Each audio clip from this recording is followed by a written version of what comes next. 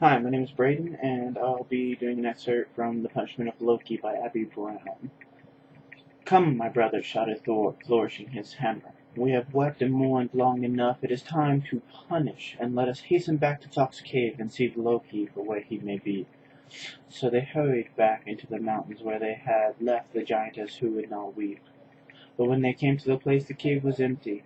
Loki was too sharp a fellow to sit still and wait for his punishment to overtake him. He knew very well that the Æsir would soon discover that Thok really was, and he had taken himself off to a safer place to escape the questions which a whole world of not too gentle folk were anxious to ask him. The one desire of the Æsir was now to seize and punish Loki. So when they were unable to find him as easily as they expected, they were wroth indeed.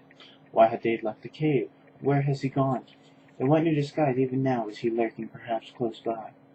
The truth was that when Loki found himself at war with the whole world which he had injured, he fled away to the mountains where he had built a strong castle of rocks.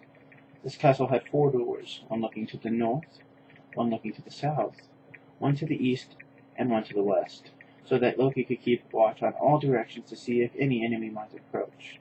Besides this, he had for his protection the many disguises which he knew well how to don. Near the castle was a river and a waterfall, and it was Loki's favorite game to change himself into a spotted pink salmon and splash about below the fall. "Ho ho, let them try to catch me here if they can," he would chuckle to himself. And indeed it seemed as if he were safe enough.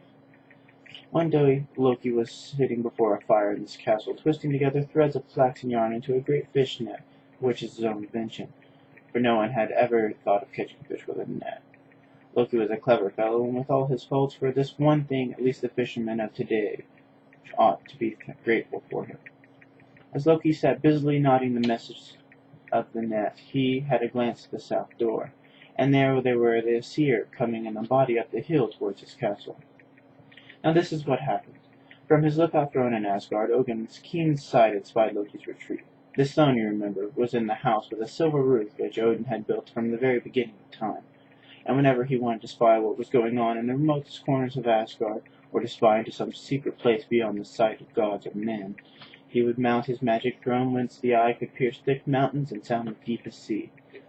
So it was that here that the Æsir had found that Loki's castle, well hidden though it may be among the furthest mountains of the world. They had come to catch him, and there was nothing left for him but to run.